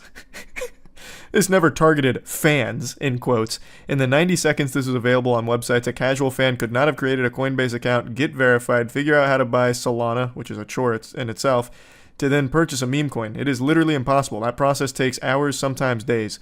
You are so unbelievably wrong. You know that. You are blatantly lying. I also don't understand why it's inconceivable for him to imagine that some of his fans already have Solana and have Coinbase accounts, because a lot of people do. Cryptocurrency isn't some like fringe unheard of thing anymore. It's a very mainstream thing people have been hearing about for fucking years, so a lot of them do have accounts and they could easily buy this in the 90 seconds it was available. This targeted my fans only to have them point and laugh at the absurdity of the character, the video, and the idea that anyone would trust me for crypto advice. If the whole idea behind it, Boogie, was to just provide an entertaining video, why actually launch the shitcoin? Why even give them the opportunity to buy into something that you yourself know is worthless? You're open about how worthless it is and that it's just a waste of money. One of his early tweets is about how you shouldn't invest money in it. That's the way that he's trying to like hand wave his responsibility to his audience here by saying, well, he warned them not to put money into it, so it's kind of their fault. Why even give them the option? If the whole point was just to give them something to laugh at, why give them something to immediately lose money on, Boogie? That's so weird. That doesn't seem like it'd be a good part of the joke, having them lose money too. That seems to get rid of the joke. It's almost as if it wasn't a joke to begin with. And you're using that as a convenient excuse to try and make it seem like it was never the intention to make money off exploiting your fans. I did, however, want to target crypto bros who play with meme coins all day, every day. Looking at the wallets that bought and sold this coin, it's clear that is the only people who played with this coin. Many of them holding tens of millions of Ethereum and Bitcoin, they wouldn't miss the tens of dollars they might have lost, but many more made money than lost, it appears. What a hero. You're such a hero of the people, Boogie. Regardless, I still believe those same crypto guys might find value in this coining community, and I hope they do. For those holding, I plan to keep chatting with you guys and chilling with you for as long as you think it's fun. To the rest of the internet, I am not sorry for getting involved in a dumb shit meme coin. I eject the idea that I was ever scamming fans, and that simply did not happen, period. Look at the wallets for proof of that. I still think a meme coin can be a funny and amusing distraction for people who have far more money than they know what to do with, and I hope we can continue to fuck around with this dumbass coin. That is just chef's kiss standard Boogie meal right there on his Twitter dog shit that he serves on the plate. Just absolute nonsense, lying out of his ass, trying his absolute best to come out of this looking like the good guy. Well, I've learned a lot about myself, the internet, and crypto. Yeah, there were some shortcomings. I missed the mark, but you're actually all wrong because I'm not a bad guy. That was never the intention. Also, those crypto bros that I said can get fucked and I won't lose sleep over, well, actually, I'm hoping they find real value in this because I'm also like a hero to the crypto bros as well as my community because I never targeted my fans. Yeah, I uploaded it to my YouTube channel, but that was only because I wanted them to laugh at the character, not actually put money into it. I mean, that was never part of the plan, but because they put money into it, now there's a great community, which was always the intention the entire time. It's just absolute ramblings of a madman doing his absolute best to try and avoid looking like the bad guy. And in doing so, he always looks even more of a bad guy. In the interview he did with CoffeeZilla, he mentions his cancer diagnosis. Boogie has a form of cancer and he is on hard times financially, a lot of it because of his crypto investments, which now he's running one of his own.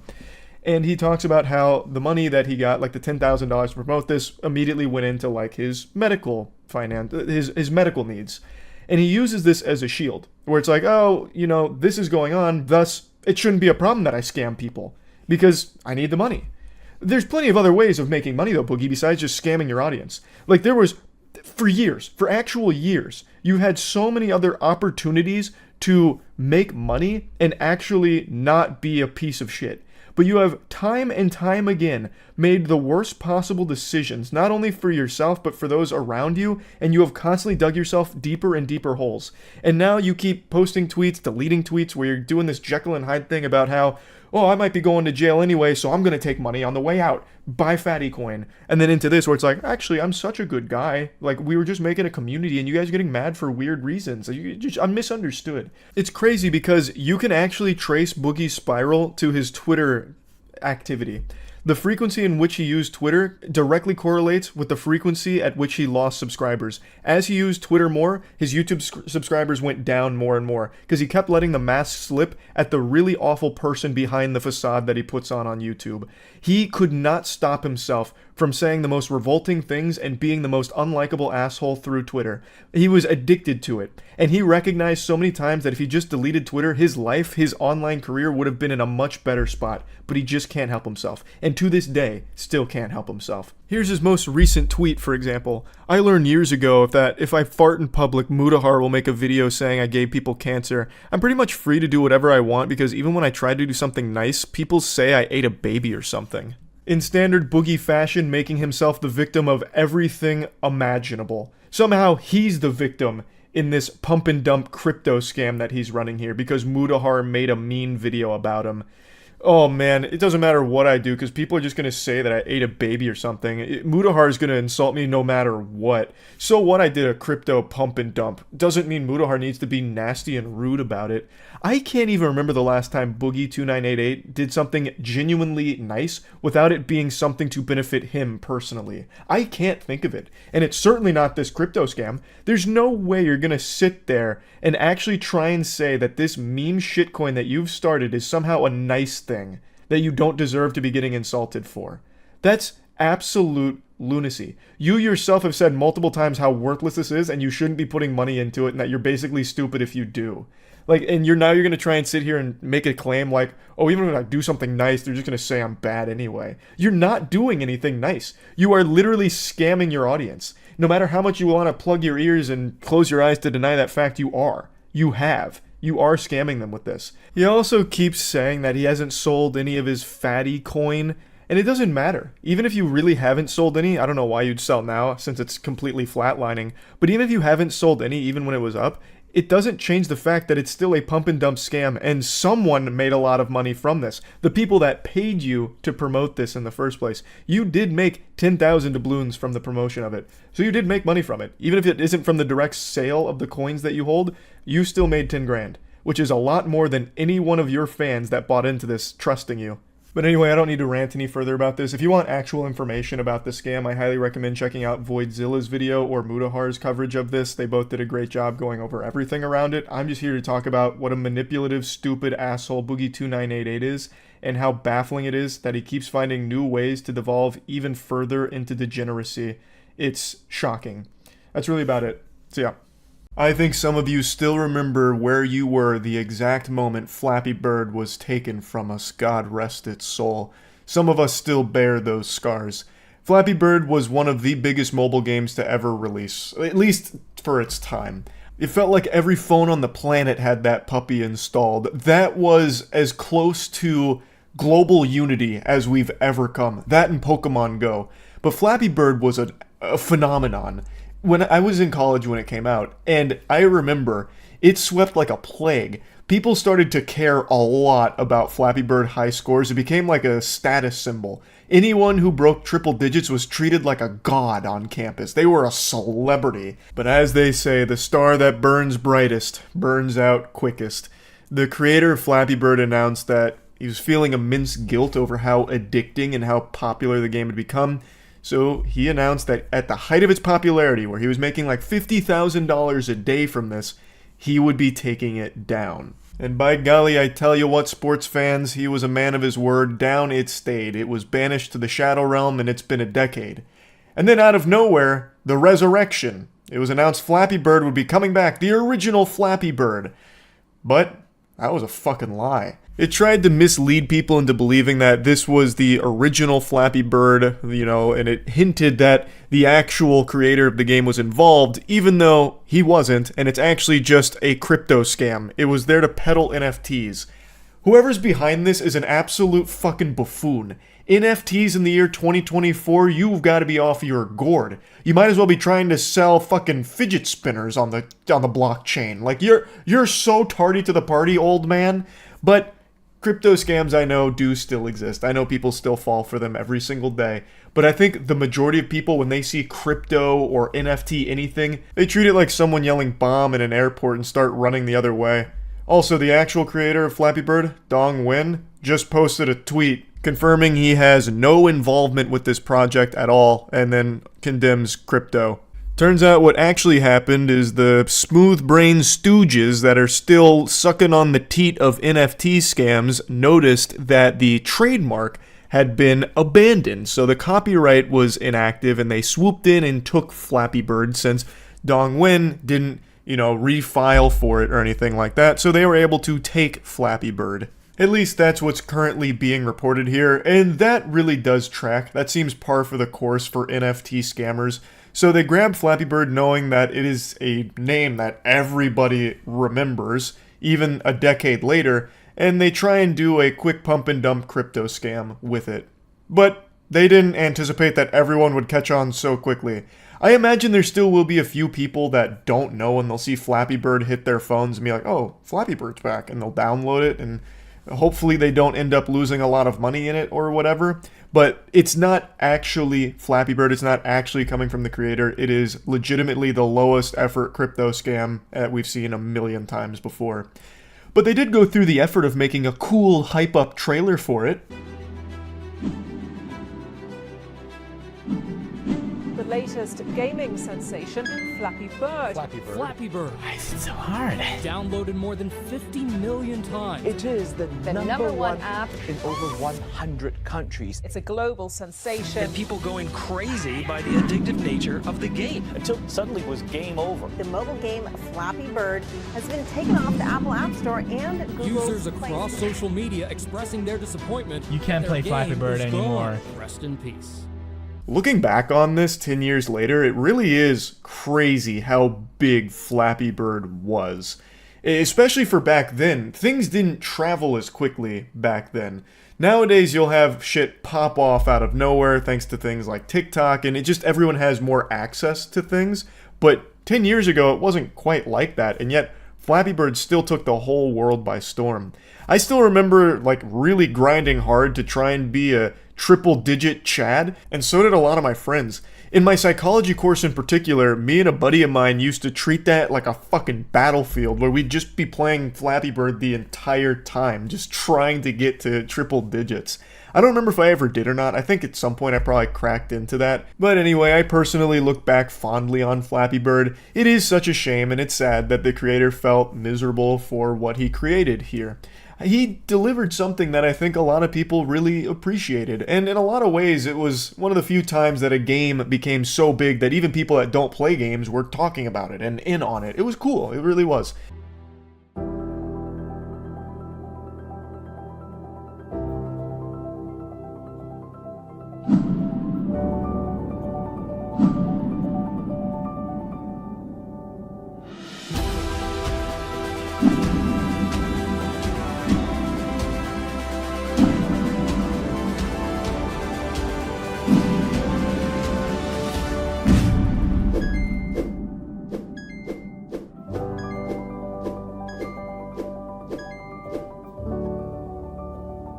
So interesting how there's no mention of crypto or NFTs in this trailer here. Trying to keep that as under the radar as possible, flying real low with that information, because they know if people sniff that out, they would hate this, and they would rightfully avoid it. But it is indeed a crypto NFT dog shit product that they are going to try and just use the goodwill of the old Flappy Bird name to try and get a few suckers to buy into it.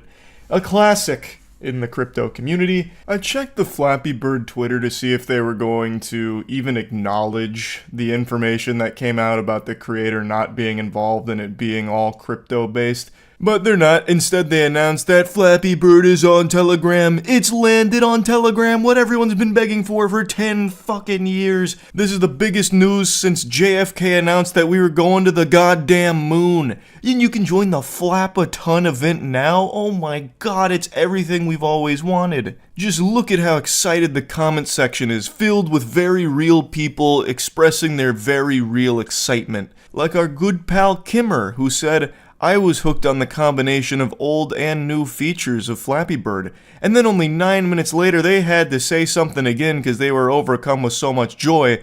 They said, Flappy Bird rose from the ashes again, testing the limits of my game abilities. Every single fucking comment looks like those fake Amazon product reviews that just say, good product, did like. Especially Kimmer. Kimmer just can't stop fucking yapping about it. Here's another one from Kimmer only 6 minutes later. The resumption of the Flappy Bird flight looks like a flash of nostalgia. And if you thought Kimmer was done commenting on this post, you've lost your goddamn marbles. Kimmer came back only a minute later and said, Flappy Bird takes off again. Once again surrounded by other glowing reviews from Flappy Bird enthusiasts, all of which seem to curiously have crypto ties in their profile.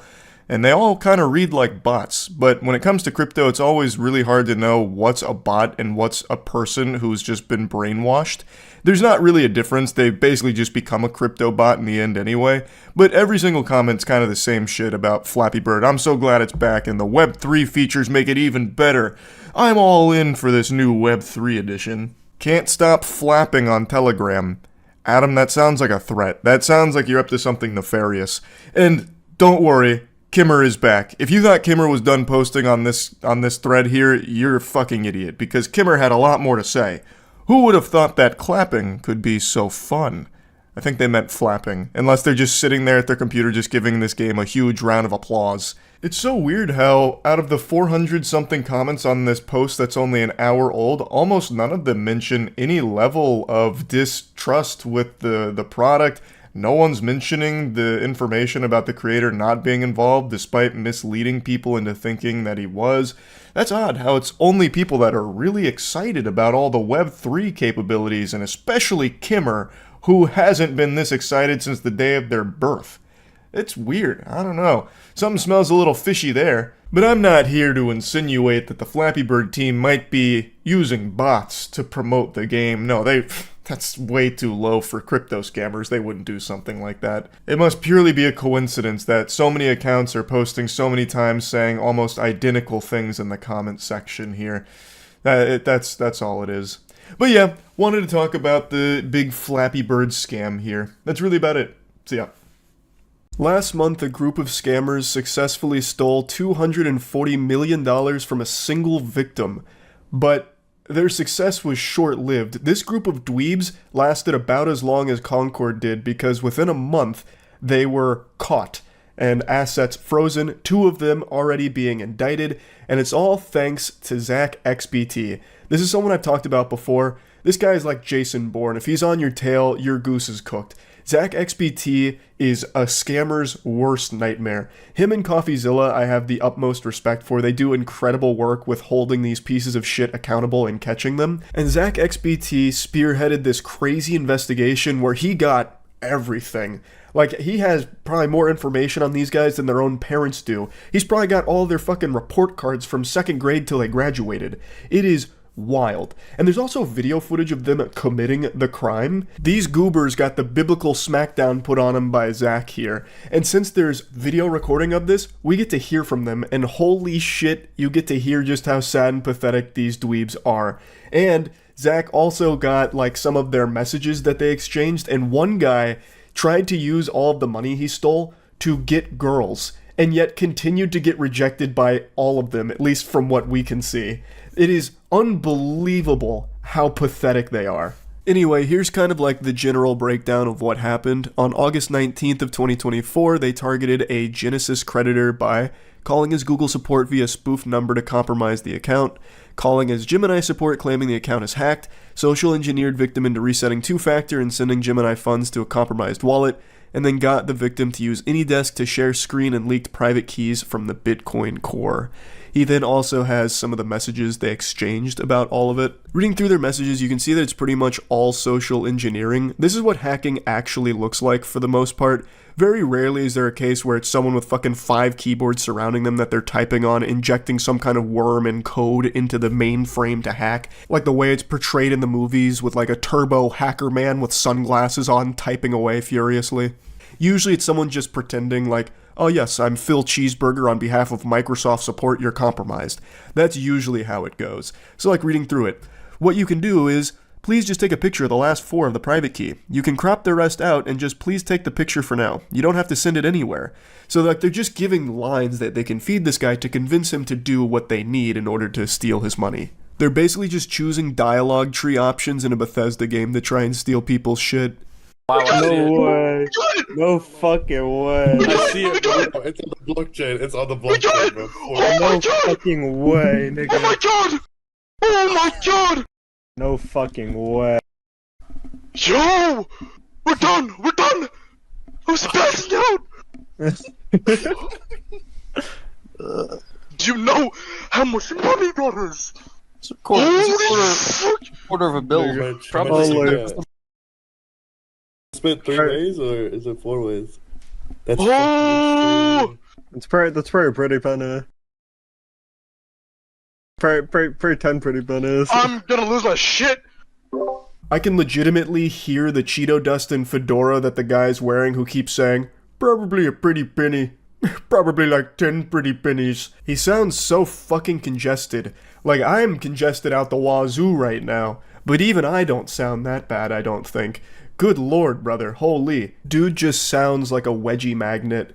It's actually baffling to me that they pulled this off and then had all of this evidence that they themselves gathered against themselves. Like, this is a private recording of them.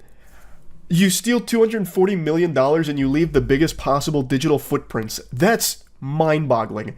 ZachXBT claims that he has over an hour and a half of footage of these fucking goobers. There's also times where they slipped up revealing full names and other important information that Zach was able to gather. And the one I really want to focus on is Malone. Zach got some really good information on Malone because this guy loved to flaunt all of this shit.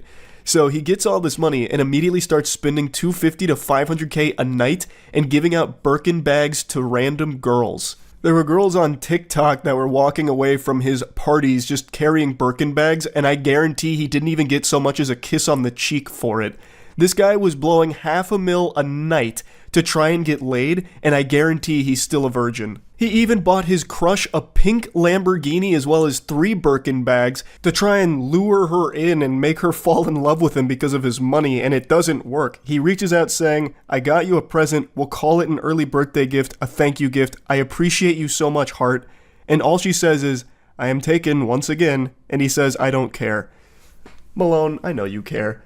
Dude probably fell to his knees, crying into his hands, all this money, and he still cannot get a girl to be interested in him. Seems like he's using every doubloon that he stole to try and buy a girl's heart, and it is not working for him. She just shuts it down immediately, reminding him that she has a boyfriend.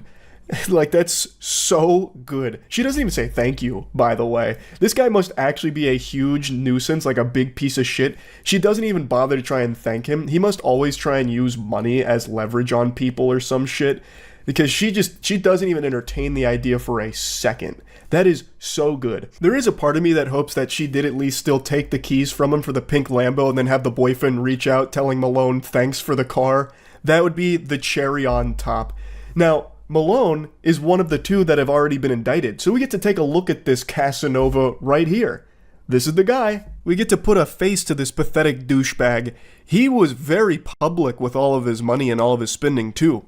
So ZachXBT actually pulled up his Instagram and some of the photos on it where he'd flaunt the money that he stole and what he spent it on. Here's one from his Instagram page, which is unfortunately private now, so I can't peruse to see what other bangers might have been on there. But I love how, even in this photo, Malone is like the least visible person there. His 2 friends are front and center and Malone is in the background. Even in his own Instagram post, he is not like the main focus. This guy must have just been like a perpetual fucking loser, even in his own friend group. He gets hundreds of millions of dollars here, and still they don't respect him and don't care about him. They just use him for his money, and he is fine with that. That's the impression I get. Here's some more photos from his partying where he'd blow hundreds of thousands a night and buy girls Birkin bags. Anyway, though, let's talk about some of the others. So ZachXBT identified pretty much everybody here, so another one that also got indicted is Box. Now, Zach was able to find not only the information on these people, but also where all the funds were coming through, which led to a lot of the funds being frozen, as I understand it. I highly recommend you go to ZachXBT's actual Twitter page if you want like a full in-depth breakdown on how he did all of this. It's extremely impressive, and I'm too stupid to fully understand all the ways that he was able to pull this off. But what I do understand is that Zach fucked him. Like, he absolutely went wild on him. And now 2 of them have been indicted, and I think it's only a matter of time before the rest will also face justice too. Overall, though, after reading through it all, I'm pretty surprised at how effective this was from these snot-nosed weirdos. They didn't do anything particularly new with this. It seems like pretty standard by-the-book social engineering with the Google support phone call, that kind of shit, that's something people have done for years. The method by which they actually took the Bitcoin is pretty different. Like, I haven't seen that done before, but to actually get in the door through this social engineering method is something that has been done for so long. I am just kind of surprised that it still worked this well for them with someone that had that much money. You would think that they probably wouldn't fall for something like that, but what's been proven time and time again is that just because you have a lot of money doesn't mean that you're super fucking smart. So they got very lucky that their victim played along, even gave them screen control, and they took that money. And the victim is very lucky that Zach XBT was on the case to catch all the people here and maybe at some point even get the money back. But right now, the thing to celebrate is that Zach XBT has done an incredible job with this investigation, identifying all of the scammers here and getting them to face justice. Hopefully the rest of them will face it as well, so they'll join Malone and Box. And yeah, that's really about it. So yeah. Our world still bears the scars that we suffered from the Willy Wonka experience. God rest the souls of all who lost their time and money at that event. It is by far the silliest scam event, and it became a massive worldwide phenomenon with people talking about it. It was like Fyre Fest, except for Willy Wonka fans. It was just such a beautiful tragedy that really grabbed the whole world by the tits. Even the victims of the scam couldn't help but recognize how fucking wacky it was. And since then, there's been a couple of other big scam events that have come out, but not to the level we're about to see here. I'd argue this is almost to the same silliness level as the Willy Wonka experience. It just happened recently with a fraudulent Bridgerton ball. So Bridgerton is a massive show, I'm sure you've all heard of it, and there was an event organizer who was putting on a big Bridgerton event, charging 300 clams to attend, promising to deliver a wet dream, an absolute fantasy of an event, but when you got there, it was a nightmare. Who say they're now out hundreds of dollars and have no regal experience to show for it. Standing in the rain, dressed to the nines. Honestly, I just want my money back. Superfans say they didn't get what they thought they were paying for at the Detroit Bridgerton Ball. They paid 300 doubloons only to get stuck standing outside the venue in the rain in their most expensive, most elaborate outfits, just getting poured on. And if you did get inside, well, it wasn't exactly special. It was pretty barren and empty. It makes the surprise party my parents tried to throw for me in middle school look like the Met Gala. A Twitter user named Rachel gave us the scoop from the inside here about the Bridgerton Ball and what exactly it consisted of. So, $300 price tag, and basically it was a lot of people sitting around on their phones because there was nothing to do. There was no ball. There was no anything. It was like the fucking void that Squidward goes to be all alone, except you're not alone, you're just surrounded by multiple hundreds of other people that also got scammed and paid to be there. There's also some hoopla before the event even took place because of a rescheduling that didn't make a lot of sense. So originally the event was supposed to happen in August, but then there was hoopla, they pushed it to September, and then there was even accusations that the reason that they had to push the date is because they weren't paying the previous venue, which is why they got, kicked out of using the venue or something to that effect. But regardless, the event did happen 3 days ago, or lack thereof an event, really. Here's the decor of the Bridgerton Ball event. Stellar, absolutely jaw-dropping, breathtaking even. This is straight out of a wet dream. I mean, just look at how great it looks. So, as you can see, it wasn't exactly the best put-together venue. That looks like something you'd see set up at the state fair for photos, not a $300 Bridgerton Ball event. And I think the Twitter user really hit the nail on the head. I have a game theory here. I think the organizers got all of this money from all of these attendees, and they were just extremely happy. And then as it came closer to the date, they realized, oh, we can't just take their money. We're going to go to jail for that. That's illegal. We have to put on some kind of event. So they panicked and then went to Party City, grabbed this furniture, and just set it down haphazardly there. It really feels like this whole event was put on like the actual day before. And even less, perhaps. Like maybe a few hours before people got there, they had like a couple of friends and family scrambling to get like some chairs and, hire someone to play the violin. Because one of the advertisements was like live music. Well, here's the live music. A single violin player Like, probably playing the saddest song you've ever heard, too. Like, that must feel awful. You get hired for a gig, and it turns out to be this. That's gotta feel like shit. So you just sit there forced to play for people that are miserable after having been scammed, after having been stood out in the rain for God knows how long, and you have to sit there as the only source of sound in the venue, aside from like tears from people who realized how much money they just wasted. But don't worry, the event wasn't without entertainment. The organizers hired a stripper for some reason. They hired one stripper for the Bridgerton Ball.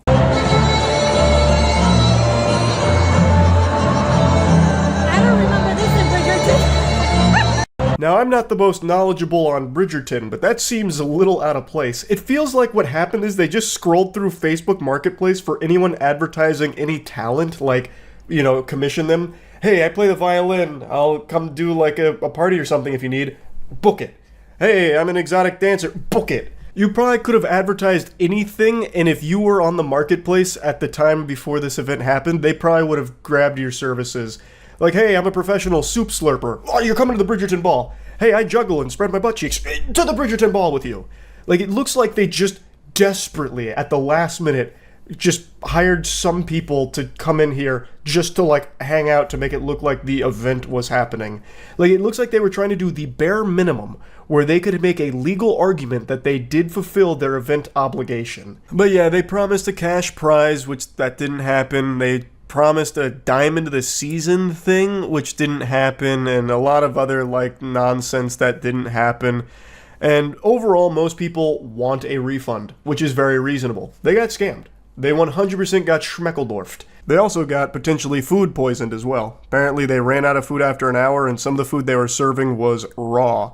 So there's a good chance that not only did you get scammed, your gut got fucking slammed. The way that it was described is that this was going to be a Bridgerton evening. We were going to have classical music, good dinner, and there was going to be a play, and they were going to pick Diamond of the Season. They were going to give away all of these prizes, and we went in, and it's completely empty in there. Hey, come on now. It wasn't completely empty in there. Didn't you see the pole dancing and the violin player? I bet they were probably just about to bring out Monopoly as well. And had no problem just taking people's money. The company behind the event, Uncle and Me LLC, has since disabled comments on their social media. They haven't put out any official statement, the event organizer I'm referring to. They've just gone silent. So I'm guessing this is just another little game theory here. I'm guessing what's going to happen is the classic. They're going to shut down their socials. They're going to remake the company under a different name and pull another scam like this again in the future. That's my hypothesis. I just don't see a world where Uncle and Me can somehow put out a statement that allows them to continue to do business down the line. Like, this fundamentally stops their whole business, because who the fuck is going to pay money to go to another one of their events? Even if they said they were just giving away free donuts, I bet nobody shows up because they wouldn't trust it. Like, they'd still feel like there's some kind of scam there. It's not something an event organizer can come back from. You have scammed a lot of people, and they're not giving refunds as of this moment. So how the fuck are you expected to do business again? And I don't think they're going to try. I think they're going to rebrand. That's my guess. I am hoping for a happy ending, though, for the people that lost their money in this. I'm hoping they get a refund. Also, this scam, like this event, is probably the only one so far where people probably lost a lot more than just that money in that time. Because of the scale of it, like a Bridgerton ball where it was all about like elegance and dressing up and all of this, I have no doubt there's people that spent like an entire week picking out their outfit, buying accessories, buying other things, buying outfits, buying dresses, all just to prepare for this event, which turned out to be a big fucking fraud, a big scam. So I do think that this is probably more than $300 that people lost in this. That's just how much they lost on the ticket. And that super sucks. But anyway, want to talk about it a little bit. That's it. See ya.